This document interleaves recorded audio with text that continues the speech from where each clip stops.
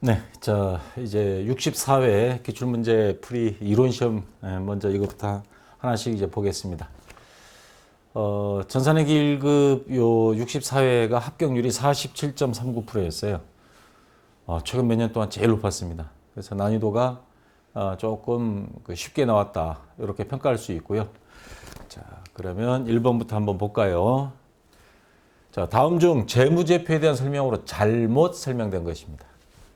현금 흐름표는 영업활동, 투자활동, 재무활동 등으로 인한 현금 흐름으로 구분하여 표시한다. 이거 맞습니다. 현금 흐름이 회사에서 영업활동, 판매하면서 생긴 현금 흐름이 제일 많고요. 그 다음에 투자, 만기보유증권이라든가 투자자산을 구입해서 생긴 현금의 흐름, 그 다음에 금융기관이라든가 여기다가 넣어둔 돈에 대한 이자라든가 기타 여러 가지 재무활동 등으로 구분되죠. 그래서 이거는 맞는 거고. 2번 손익계산서는 요거 잘 봐야 됩니다. 일정 기간입니다. 일정 시점 하면 뜰린 게 되는 거예요. 그건 재무상태표예요. 기업이 경영성과, 수익과 비용에 대한 정보를 제공한다. 그러면 손익계산서에 대한 설명으로 맞고요. 세 번째 재무상태표, 손익계산서, 현금 흐름표까지는 좋습니다. 잉여금 처분 계산서 또는 결손금 처리 계산서 이렇게 나오는데 이거는 옛날입니다. 옛날에 재무제표의 범위에 들어간 거고 지금은 재무제표에 안 들어갑니다. 그리고 주석을 포함한다. 그래서 요게 틀렸는데 이 자리에 뭐가 들어가면 맞을까요? 그렇죠. 자본 변동표가 들어가야 됩니다. 자본 변동표가 들어가면 재무제표의 종류 5가지가 되는 겁니다. 그래서 2번이 잘못 설명된 것 정답이 되고요. 4번 주석은 아까 이 주석 나왔죠? 우발 상황과 같이 재무제표에 인식되지 않은 항목에 대한 추가 정보, 추가 설명 안내문입니다. 추가 정보를 포함해야 한다. 그래서 이거를 못 보고 투자했다가 손해보는 투자자가 나와서는 안 된다는 거죠. 그래서 4번은 맞습니다. 그래서 3번이 정답이고요. 자, 그 다음 2번 다음 중 유동자산이 아닌 것 장기 미수금 중 1년 이내에 실현되는 부분. 장기 미수금은 이거는 유동자산은 아닙니다. 비유동자산입니다. 근데 1년 이내에 실현되는 부분. 이게 무슨 말이냐면 3년간 우리가 3년 후에 받기로 해서 뭘 줬어요. 그러면 그 자체는 비유동자산이었는데 요게 1년 이내로 기간이 짧아졌습니다. 앞으로 이제 6개월, 9개월밖에 안 남았다.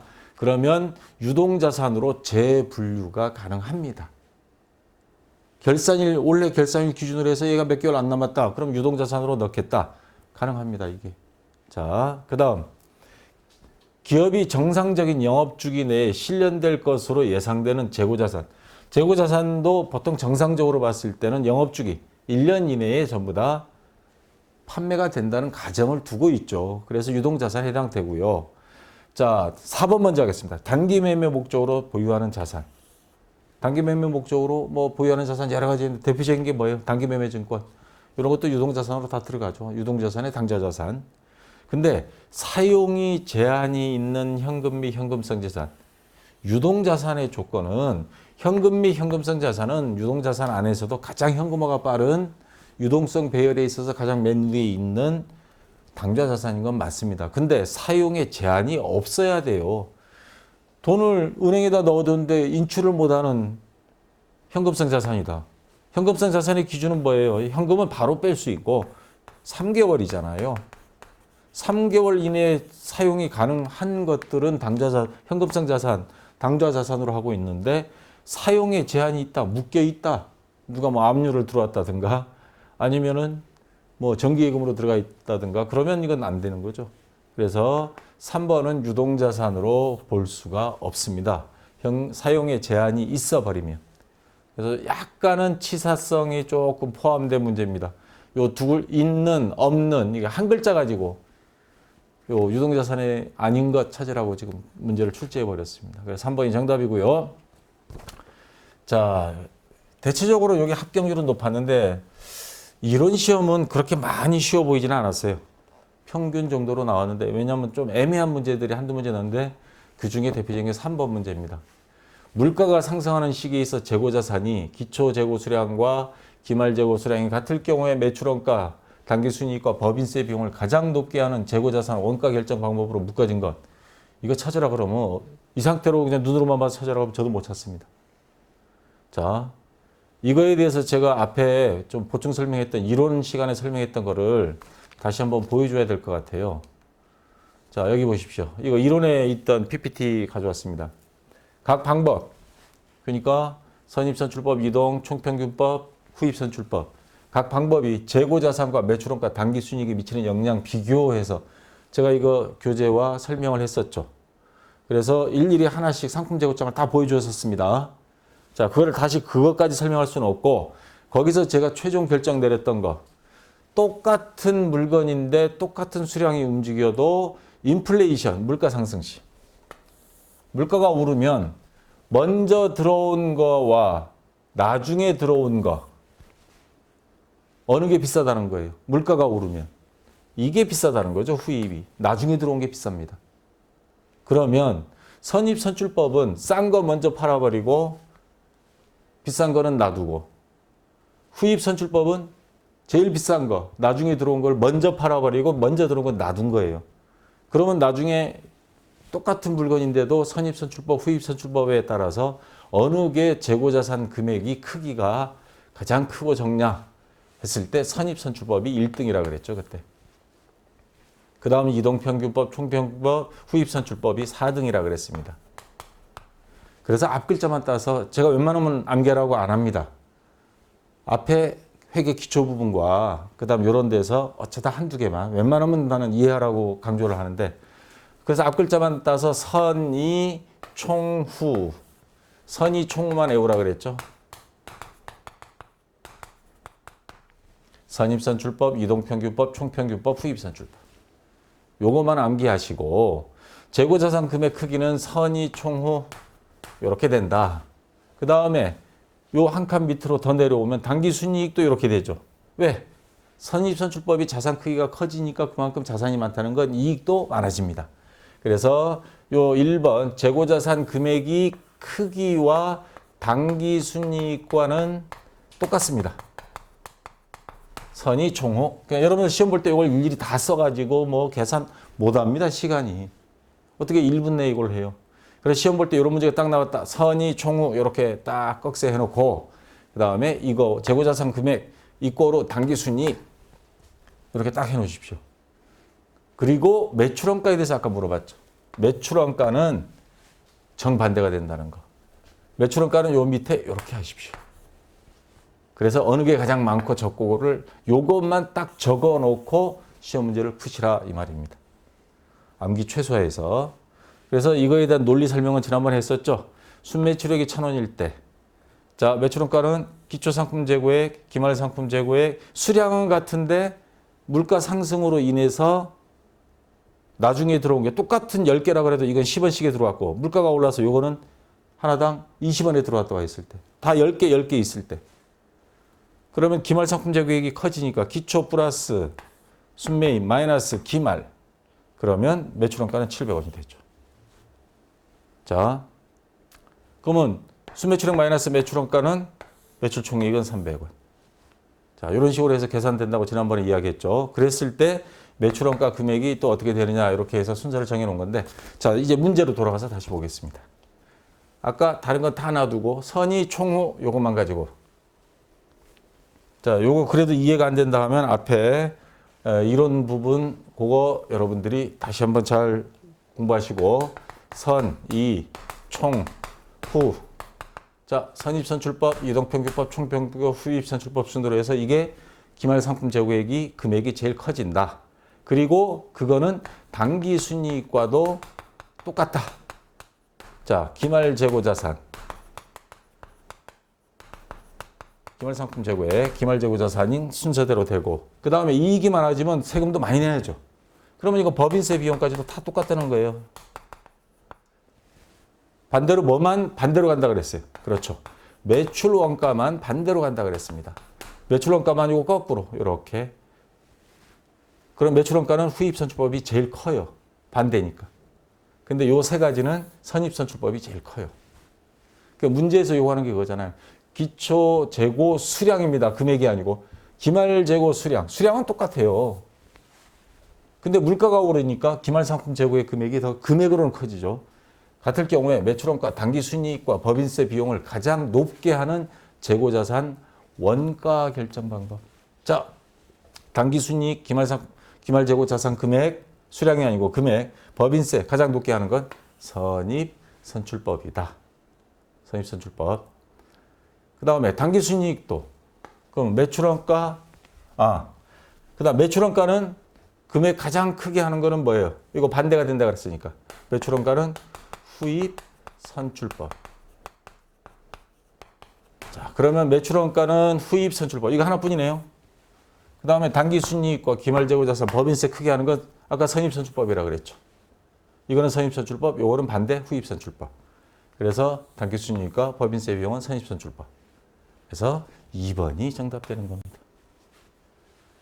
자, 어떻게 여기 이해가 되셨나 모르겠네요.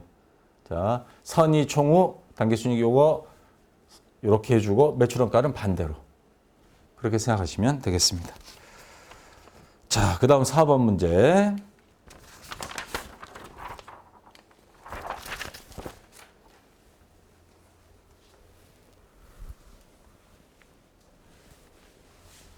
다음 자료를 이용하여 유형자산에 대한 감가상각을 실시하는 경우에 정액법, 정률법 및 연수합계법 각각에 의한 2000년도 말까지의 감가상각 누계의 크기입니다.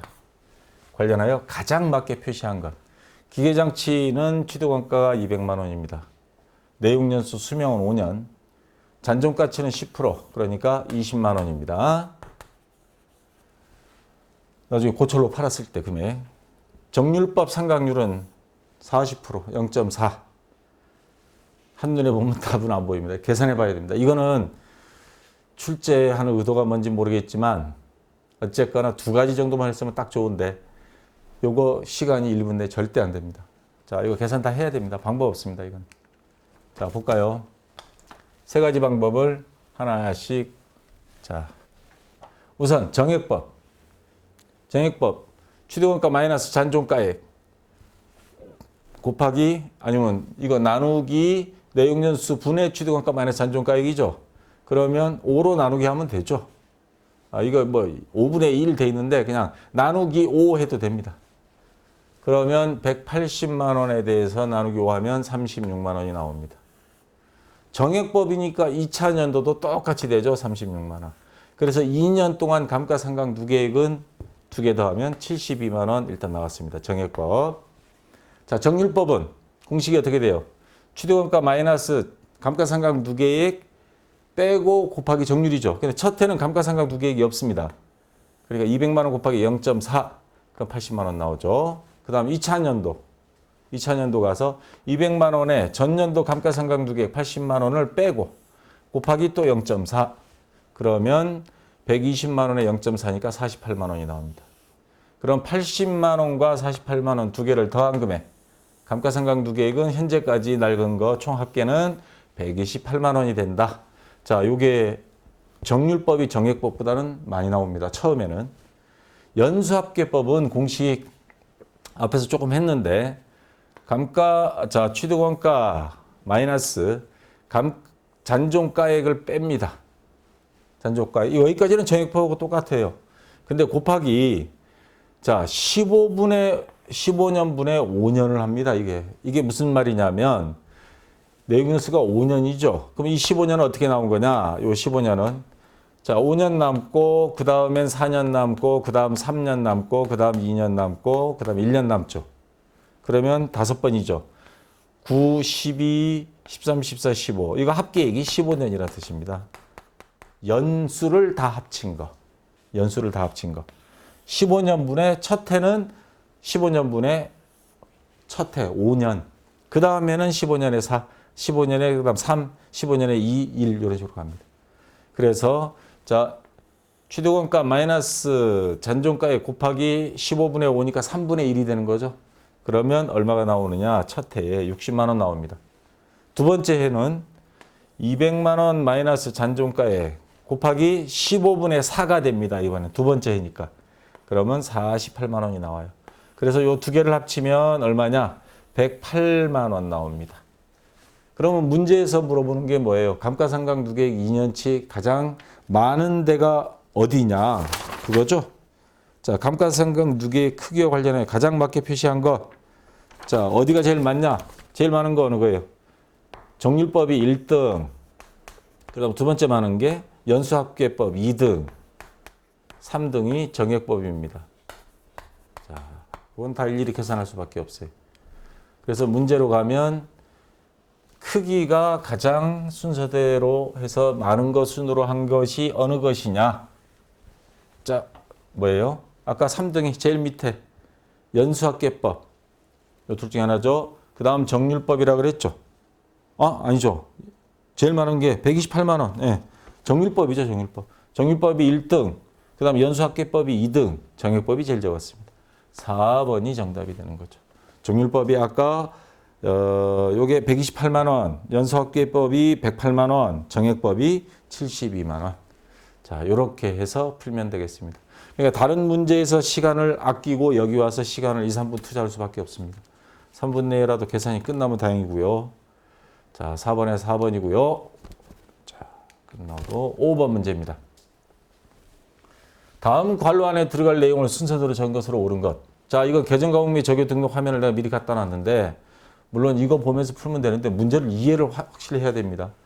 뭐뭐에 대한 미실현 보유 손익은 단기 손익 항목으로 처리한다. 말이 참 어렵습니다. 미실현 보유 손익은 기타 포괄 손익 누계액으로 처리한다. 자, 우선 미실현 보유 손익이라는 게 도대체 뭐냐. 대표적인 게 이것도 마찬가지지만 대표적인 게 실현되지 않은 수익 또는 비용. 자, 이 유가증권 중에서 평가 손실, 평가 이익 있죠. 12월 30일 결산일 때만 합니다. 30일 가서 뭐 만기 보유 증권, 매도 가능 증권 뭐 이런 것들이 나오는데 그 중에서 매도 가능 증권 또는 단기 매매 증권 평가 이익 또는 평가 손실을 이익봤다. 근데 그게 팔아야 이익이지 아직 팔리지 않고 평가만 해서 올랐다 내렸다 주식이. 그래서 미실현된 손익이라고 하는 겁니다. 손실 또는 이익. 그래서 자, 매도 가능 증권, 단기 매매 증권 둘 중에 단기 손익 항목으로 한다. 단기 손익 항목은 판매비와 관리비 또는 영업의 수익 또는 영업의 비용을 한다는 거고. 그러니까 요거는 수익과 비용 항목으로 처리한다는 거고 기타 포괄 손익 누계액은 이건 자본 항목이에요. 자본 항목으로 처리한다. 이 말입니다. 자, 그리고 또 하나. 만기 보유 증권이 빠졌죠. 만기 보유 증권은 평가 이익, 평가 손실 없습니다. 여러분들 계정과목 및 적용 등록 한번 보세요. 다 뒤져봐도 없습니다. 왜냐? 만기 보유 증권은 금액이 정해져 있잖아요. 만기까지 보유할 목적으로 갖고 있는 채권이 대표적인 것들입니다. 그래서 이러한 것들은 만기 보유 증권은 미실현 보유 손익이 없습니다. 그래서 만기 보유 증권 들어간 건 다 아웃이고요. 자, 이 중에서 단기 수익과 비용으로 처리한다. 자, 단기 매매 증권입니다. 단기 매매 증권에 대한 이야기고요. 밑에 기타 포괄 손익 누계액으로 가는 거는 매도 가능 증권 평가 이익 또는 손실일 때. 그래서 이거는 매도 가능 증권일 때입니다. 그래서 맨 위에 거는 단기 매매 증권, 밑에 거는 매도 가능 증권. 자, 요거 확인하는 방법. 자, 여기 보시면 영업의 수익에 가서 보면 단기 매매 증권 평가 이익 여기 있죠. 자, 그래서 요 단기 매매 증권 평가 이익이 미실현 보유 이익이고 그거는 영업의 수익으로 들어갑니다. 그 다음에 영업의 비용 가면 단기 매매 증권 평가 손실이 있습니다. 그 다음에 기타 포괄 손익 누계액 가보면 매도 가능 증권에 대한 거, 매도 가능 증권이라고 그랬잖아요. 매도 가능 증권 평가 이익, 평가 손실. 그래서 이익은 더하고 손실은 빼는 평가 이익, 평가 손실. 자, 차감, 가산 이렇게 합니다. 자본 항목입니다. 기타 포괄 손익 누계액. 왼쪽에 보면 자본 밑에 기타 포괄 손익 누계액이 있어요. 자본 조정 바로 밑인가? 자, 해서 정답은 2번이 되고 여기 가서 참고로 보시면 되겠습니다. 자, 요거는 요 문장, 특히 미실현 보유 손익을 어떻게 한다, 요런 문장 내용을 이해하는 게 핵심인 것 같습니다. 자, 6번 문제 볼까요?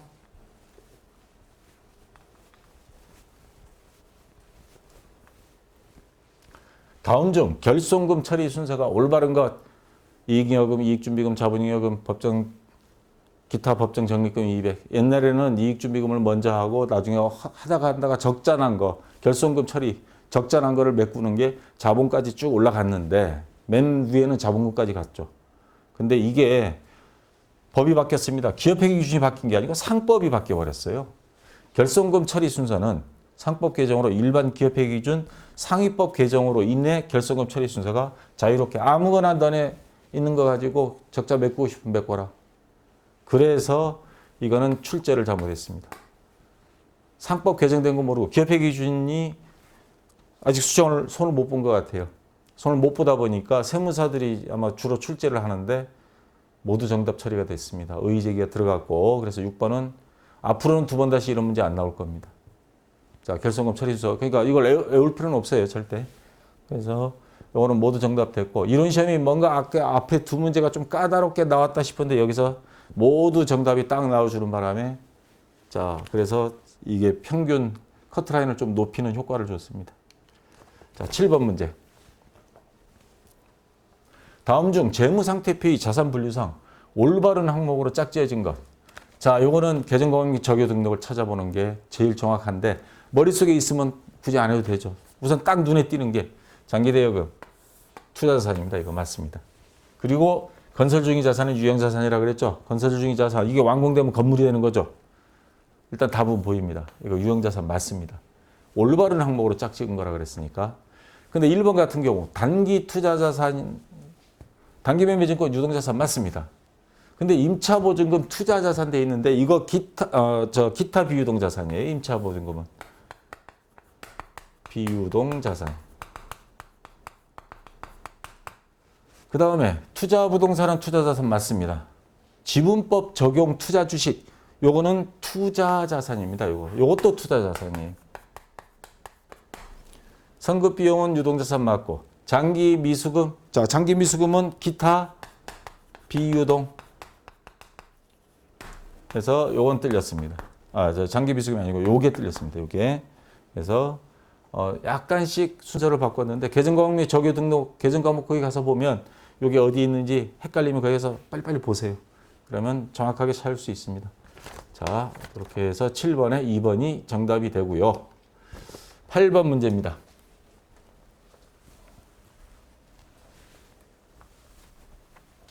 다음 중 유동부채의 개정과목별 설명으로 틀린 것. 유동부채, 1년 이내에 갚아야 될 빚이죠. 매입채무는 일반적 상거래에서 발생한 외상매입금과 지급업으로 한다. 일반적 상거래라고 하는 거는 정상적인 상거래가 뭐예요? 회사는 물건 팔아서 이익 보는 거죠. 그래서 상품을 주고받을 때 자, 매입채무는 외상매입금과 지급업. 이게 반대가 매출채권이죠. 외상매출금과 받을업. 그래서 상품에 대해서만 외상매입금 지급업으로 한다가 맞죠. 그래서 간혹 가다 보면 건물을 지으면서 어음을 발행했다. 그거 왜 지급업이라고 안 돼요? 일반적인 상품 매매 거래가 아니다 이 말이죠. 상거래면 상품 매매 거래의 약자라고 보시면 됩니다. 자, 2번 선수금은 수주공사 및 계약금 먼저 받은 걸 말하는 거죠. 기타 일반적 상거래에서 발생하는 선수의 계약금 받은 거. 유동부채 맞죠. 단기차입금 1년 이내에 갚기로 해서 돈 빌린 거. 금융기관으로부터의 당좌 차월도 단기차입금으로 처리한다 그랬죠. 또 1년 이내에 상환해줘야 될 차입금 맞습니다. 미지급금은 일반적 상거래에서 발생한 뭐가 이상하죠. 아까 일반적 상거래에서 발생한 거는 매입채무라 그랬는데 자 미지급금은 일반적 상거래에서 발생한 지급기일이 도래하는 확정 채무를 말한다. 미지급금은 일반적 상거래에서 나중에 돈을 갚기로 했다면 미지급금으로 하는 게 아니고 외상매입금으로 해야 됩니다. 그러면 미지급금은 뭐예요? 일반적 상품 거래가 아닌 비품이라든가 이걸 구입하면서 나중에 갚기로 한 것, 그게 미지급금이라 그랬죠. 매입채무가 아닙니다. 이거는. 그래서 요게 들어가 버려서 요거는 뜰린 겁니다. 그래서 유동부채의 계정 과목 설명으로 틀린 것은 4번이 되는 겁니다. 자, 이제 재묘계는 끝났고 원가 회계로 넘어가겠습니다. 다음 중 원가 회계의 특징으로 가장 틀린 것. 손익계산서의 제품 매출원가를 결정하기 위하여 제품 생산에 소비된 원가를 집계하는 것이다. 자, 손익계산서에 보면 제품 매출원가가 있습니다. 그럼 매출원가는 뭐예요? 그 물건을 판매된 물건의 원가를 파악하는 거죠. 자, 그래서 제품 생산에 소비된 원가를 집계를 해서 제품 매출원가 계정에 보내줘야 우리가 얼마에 만들어서 얼마에 팔아서 얼마 이익 봤다. 여기 나오는 겁니다. 자, 이거 맞는 말이고요. 재무상태에 표시되는 제공품, 월말 제공품을 말하는 거죠. 미완성품, 그리고 제품 등이 재고자산이 가액을 결정하는데 원가 회계가 있어야 얘네들 하나 만드는데 얼마, 미완성품은 얼마 계산이 된다 이 말입니다. 맞는 말이고요. 기업이 경영 계획 및 통제, 의사결정에 필요한 원가 자료를 제공한다. 원가 자료가 없이 물건 만들어서 주먹구구식으로 이게 하나당 얼마에 만들었으니까 얼마에 팔자. 자, 그런 의사결정이 하는데 원가 회계 자료가 없으면 못 만들죠. 다시 말해서 원가 회계는 회사 내부에서 내부 보고용으로 만들어지는 겁니다. 자, 4번. 주로 외부 이해관계자에게 의사결정에 대한 유용한 정보 제공. 자, 예를 들어서 롯데제과에 내가 투자를 하고 싶다. 그러면 롯데제과에 재무상태표 손익계산서 보면요. 거기 물건 팔아서 얼마 이익 받고 순이익률이 얼마고 뭐 자본잉여금부터 시작해서 쭉 그거는 볼 수 있습니다. 재무제표니까 당연히 외부 보고해야 됩니다. 근데 그 회사에 롯데제과에 과자 하나 만드는데 재료비 얼마, 노무비 얼마, 경비 얼마, 그래서 원가가 얼마고 원가 대비 판매액이 뭐 몇 %다 회사 기밀입니다. 이거. 제조에 대한 모든 노하우나 가격은 기밀사항입니다. 이거. 누구한테만 보여주는 거냐? 회사 내부 간부들한테는. 그래서 내부 이해 관계자라면 이 말도 맞아버린 말인데 일반인들한테는 이거는 기업 비밀사항이죠. 그래서 이건 틀린 거고요. 그래서 간혹 가다 보면 우리 핸드폰 통신요금 단통법 뭐 지금 적용하고 있지만 통신비가 너무 비싸다 낮춰라 너네 원가가 얼마냐 하니까 기업 비밀이라서 공개 못합니다. 그 말이 맞긴 맞아요. 그걸 어떻게 공개해요? 그러면 공산주의죠. 자, 근데 너무 또 외국에 비해서 보니까 너무 비싸게 받아먹는 게 뭐냐 해서 국민들의 질타가 있으니까 조금씩 싸지고 있죠. 자, 그래서 9번에 4번이 틀린 게 되고요. 10번 문제.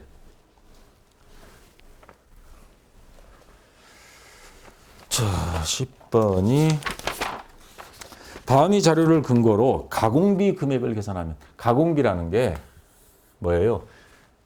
직접 재료비를 제외한 나머지 전부를 가공비라고 합니다. 그러면 가공비 금액은 얘는 왕따예요. 직접 재료비는. 그러면 직접 노무비, 변동 제조간접비, 고정 제조간접비. 그러니까 노무비 플러스 간접비죠. 이거 두 개 다 합치면 50, 40, 35. 그럼 125만 원. 그러니까 3번이 정답되는 겁니다. 그러니까 주요 재료와 가공비 개념만 여러분들이 알고 있으면 됩니다. 재료비 빼고 나머지는 다 가공비라는 거. 그래서 10번에 3번이 정답이고요. 자, 11번 문제. 다음 중 제조간접비에 대한 설명으로 옳은 것. 자, 제조간접비는 기초원가에 해당한다. 기초원가는요. 이거는 주요 재료와 재료비, 주요 직접 재료비하고 그 다음에 직접 노무비. 자, 이거 주요를 직접으로 바꾸겠습니다. 직접. 요 두 개 합친 게 기초 원가입니다. 그래서 제조간접비는 여기 안 들어갑니다. 그래서 얘는 틀린 거고요. 고정 원가만 있고 변동 원가는 없다. 아까 앞에 문제에 보면 제조간접비 보면 고정 제조간접비, 변동 제조간접비 있죠. 자, 요거 자 옳은 거 찾으라 그랬죠. 근데 변동 원가는 없다 그랬는데 있습니다. 그래서 이것도 틀렸고요. 그 다음에 직접 노무비와 합계액을 가공 원가라고 한다. 자, 직접 노무비 합계액을 가공비라 한다. 근데 직접 노무비는 기초 원가에 아까 해당됐죠. 물론 재료비 빼고 나머지 전부 다 합치면 자, 직접 자, 기초원가 말고 가공비라고 하는 건 앞에 문제에서 보면 나와 있죠. 주요 재료비, 재료비를 뺀 나머지 전체 농업비, 제조간접비 다 합친 거는 가공원가, 가공비. 아까 앞에서 다뤘던 문제죠. 왜 이건 맞는 말입니다. 옳은 거 찾으라 그랬으니까. 간접재료비와 간접농업비에서는 포함되지 않는다. 아니요. 제조간접비는 간접재료비, 간접농업비, 간접경비 이걸 합친 걸 말하는 겁니다. 그래서 포함되지 않는다 하면 이건 뜰린 게 되는 거죠. 자, 옳은 것 하니까 나도 옳은 거 옳지 않은 거 막 지금 이렇게 멀리서 보면 보이는데 가까이서 보면 이상하게 다 안 보일 때가 있어요. 자, 요 3번이 옳은 겁니다. 가공비는 직접 재료비를 제한 나머지 전부. 그러니까 나머지 전부라고 하는 게 직접 농업에 제조간접비 합쳐버리면 그게 전부죠. 뭐. 3번이 옳은 설명이 됩니다. 그래서 1, 2, 4번은 뜰린 게 되고요. 자, 됐고. 그 다음에 12번 문제. 자, 월말 제공품 환산량을 계산하는 문제가 자주 나오는데 이번에도 나왔었습니다. 근데 좀 특이하게 나왔어요. 다음 자료를 활용하여 평균법 많이 나오는데 이번에 선입선출법 나왔습니다. 선입선출법은 어떻게 계산하죠? 자, 우선 재료비부터. 재료비, 기말제공품, 재료비 환산량. 재료비 환산량. 자, 재료비와 가공비 완성품 환산량을 구하라 그랬으니까 재료비, 완성품 환산량. 재료비를 완성품으로 환산했을 때 그게 기말제공품 수량은 몇 개냐 이 말인데 보통 우리가 평균법으로 하면 완성품 수량 마이너스 플러스 기말제공품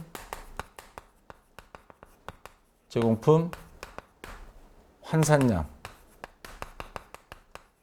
다 전부 다 수량입니다. 수량입니다.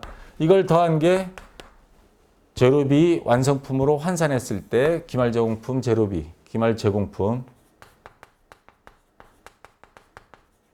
재료비 완성품 환산량은 몇 개이다 해서 계산을 합니다. 자, 요 재료비 완성품 환산량 하는 게 정확하겠네요. 네, 재료비 완성품 환산량. 자, 이렇게 계산을 하는데 가공비는 재료비를 가공비로만 바꾸면 됩니다. 근데 요 공식대로 이렇게 한번 풀어보려고 그랬더니 문제는 우리가 다른 요 문제가 나올 때 보면 완성품 수량은 나오는데 이 문제는 완성품 수량이 없어요. 기초제공품 수량은 500개, 단기 착수량은 2000개, 기말제공품은 300개. 재료는 공정초에 전량 투입됐고 그러니까 재료는 환산량이 100%란 소리예요. 가공비는 공정 전반에 걸쳐서 한다. 자, 그러면 일단 완성품 수량 요게 있어야만이 문제를 풀 수 있죠. 완성품 수량을 계산해야 됩니다.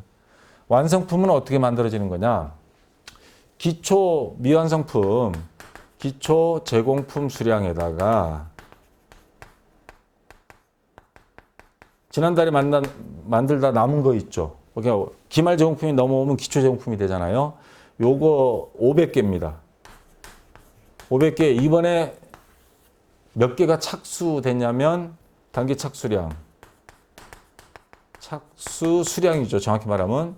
자, 2,000개를 투입을 했어요. 그럼 하나도 안 남기고 다 만들었다 하면 2,500개가 완성이 되는 거죠. 근데 애석하게도 기말 제공품 미완성된 게 300개가 있습니다. 기말 제공품 수량이 300개가 있어요. 그럼 요거는 빼야죠. 그러면 2,500개에 300개 빼면 2,200개는 완성이 됐다는 말이죠. 바꿔 말하면. 기말 제공품이 하나도 없다. 미완성된 게 없다면 2,500개가 다 완성된 거고. 그래서 2,200개가 완성품 수량입니다. 수량이 되고요. 그럼 완성품 수량은 2,200개가 나왔습니다. 자, 이제 기말 제공품 환산량을 구하는데 지금 이건 평균법이에요. 선입선출법으로 하라 그랬습니다.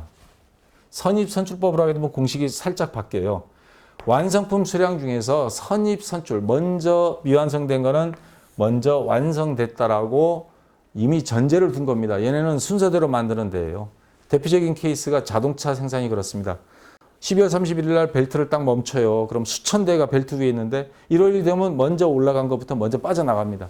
그래서 자동차 만드는 공장의 현장을 가서 보면 선입선출법을 쓸 수밖에 없습니다. 거기도 이 계산 똑같이 합니다. 자, 그래서 이 공식이 어떻게 바뀌냐면요.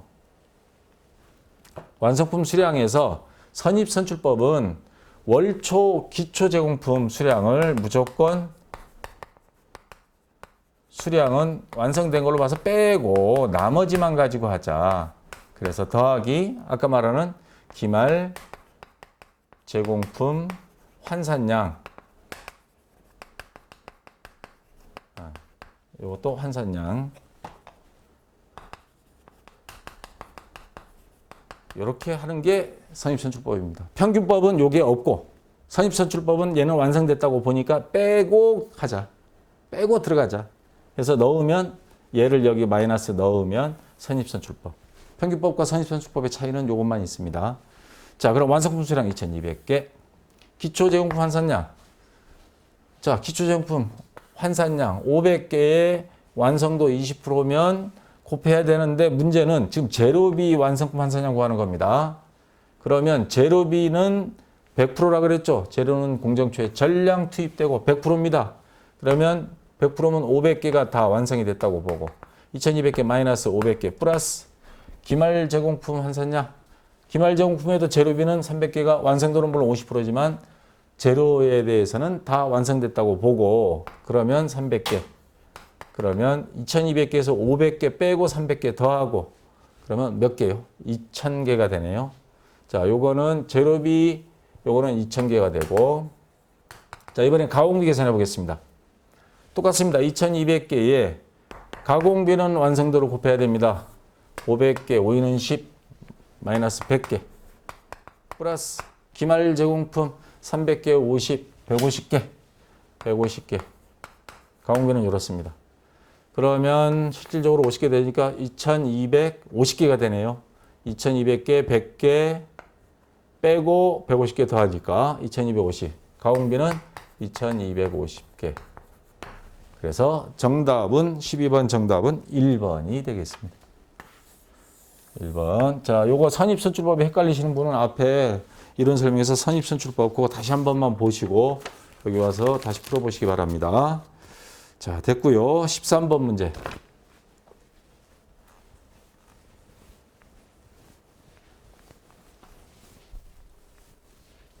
자, 세금계산서 문제 지난번에 나왔는데 또 나왔습니다. 그래서 제가 간단하게 이야기했죠. V자 그리고 밑에 줄자. 남자들은 잘 아는 하사 계급장이 나옵니다. 필수적으로 넣어야 될 거. 사업자 등록번호. 여기 사업자 등록번호. 그 다음에 판매한 사람은 법인과 대표자 성명 반드시 들어가고 나머지 이쪽은 안 넣어도 됩니다. 임의적 선택사항입니다. 필요적 기재사항. 필요적 기재사항은 요거 그리고 밑에 일자 공급가액 세금. 반드시 이거 넣어야 됩니다. 그러면 여기에 안 걸린 건 뭐예요? 받는 사람, 공급받는 자, 세금계산서 받는 사람은 이건 안 넣어도 뭐 임의적 기재사항입니다. 보통 실무에서는 다 넣어줍니다. 받는 사람. 근데 이런 거는 안 넣어도 상관은 없다. 그래서 4번이 정답되는 겁니다. 자, 14번 문제.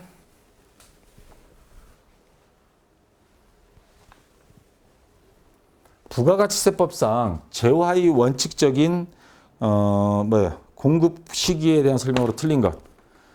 자, 요 비슷한 문제가 앞에 있었습니다. 그 재고자산 분류, 이 재고자산은 우리 거냐 남이 거냐 막 따지는 거 있었죠.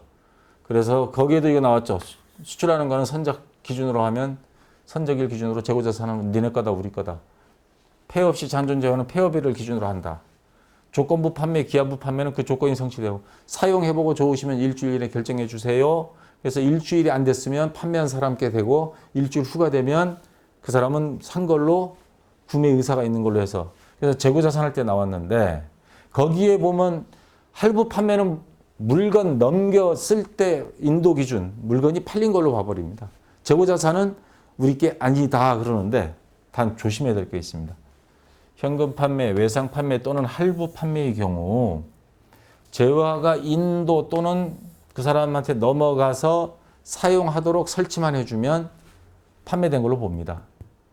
근데 이 할부 판매는 단기 할부 판매예요. 1년 이내. 1년 이내 뭐 3개월, 6개월 할부 뭐 이런 거.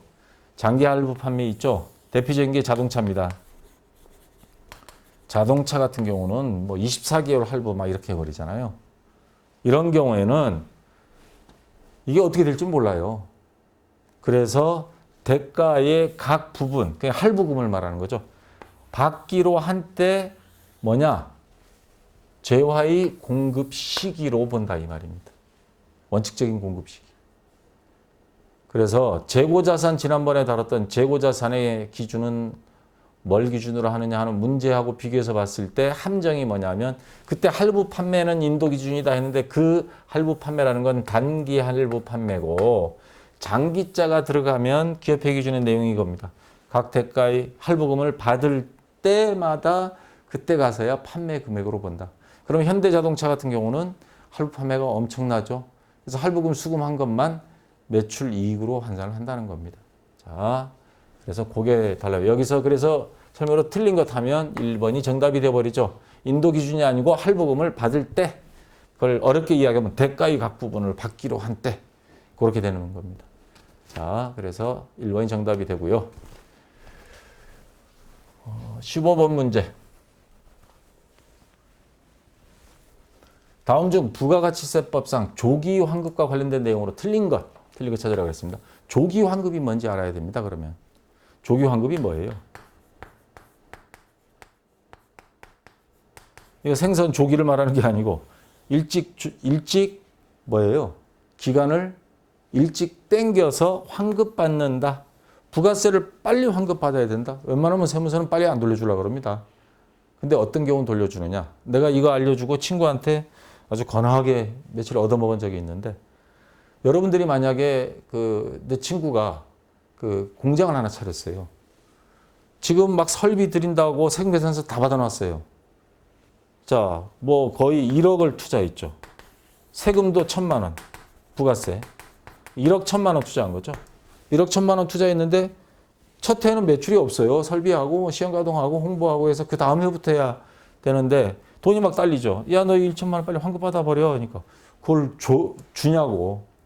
따라와라. 그래서 세무서에 가서 조기 환급 신청서라는 게 민원실에 가보면 있습니다. 거기에 가서 이 신청서를 작성합니다. 조기 환급 신청서. 이게 왜냐하면 매출세액을 놓고 매입세액만 있는 거예요. 그럼 매출세액 제로, 매입세액 마이너스 매입세액 1,000만 원 하면 마이너스 1,000만 원이 나오거든요. 이거는 환급이라는 건데 그걸 뭐 내년 부가세 신고 뭐 다 끝나고 나서 내년 받게 되면 돈은 필요할 때 있는 게 돈이죠. 그래서 조기환급 신청서를 작성해서 제출했더니 딱 보름 만에 돈이 왔어요. 1,000만 원이 다시 운영자금이 생기니까 그중에 한 10%는 저한테 사는데 썼습니다. 자, 조기환급이라는 게 이런 걸 말하는 겁니다. 우리나라 기업을 살리기 위해서 중소기업들을 편의를 봐주기 위해서 처음 설비 투자했을 때 환급받은 게 많다. 또 경기가 안 좋은 경우, 자, 조기환급 대상은 영세율 적용이나 사업 설비를 신설, 취득, 기계 같은 거 막 산 거, 확장 또는 건물 증축하는 경우에 이 사람들은 조기환급 대상입니다. 이런 경우에만 장사가 안 돼서 우리 조기환급 받으려면 안 해줍니다. 그거는 이런 경우에는 그에 따른 뭐 증빙 서류들이 있을 거예요. 취득한 거, 설비 투자한 거, 그걸 들고. 조기환급 신고는 조기환급 기간 동안 종료일로부터 조기환급 신청 기간이 있습니다. 25일 이내에 조기환급 그러니까 이러한 모든 설비들을 다 하고 그리고 나서 25일 이내에 조기환급 기간에 대한 과세 표준과 환급세액을 신고합니다. 우리 같으면 마이너스 1,000만 원 주세요. 설비한 지는 25일 정도 안 지났습니다. 그래서 조기환급 기간은 예정 신고 기간 또는 과세 기간 최종 3월 중 매월 또는 매 2월 뭐 가면 그때그때마다 됩니다. 그래서 조기환급 신고 기간, 조기환급 신청서를 제출한 날짜로부터 25일 이내 준다가 아니고 15일입니다. 15일 이내 환급. 옛날에는 요게 지금은 뭐 거의 없어졌지만 옛날에는 요거 15일인데 야 일주일 내에 줄게. 뭐 알아서 용돈 좀 줘 해서 세무서 직원들이 막 돌아다니면서 뒤에서 돈 뜯고 그랬었습니다. 옛날에. 지금은 아니고 옛날에. 그래서 요 거의 뭐 한 달 있다 준다 해버리면 뭐 조기환급 하나만 돼버리니까 15일이면 그때 내 친구는 아마 10일 정도 돼서 아마 받은 것 같아요. 그래서 1,000만 원을 돌려받고 운영자금으로 쓰고 그랬습니다. 그래서 치사하게 좀 냈습니다. 25일이 아니고 15일입니다. 그래서 1번이 틀린 게 되는 겁니다. 틀린 것. 그래서 1번이 정답이 되겠습니다. 자, 여기까지 다 됐네요. 어쨌거나 원래 이제 실무시험 실행 파일 올려놓을 테니까 여러분들과 실행해서 자, 다음 시간에 이어서 실무시험 들어가도록 하겠습니다. 자, 수고했습니다.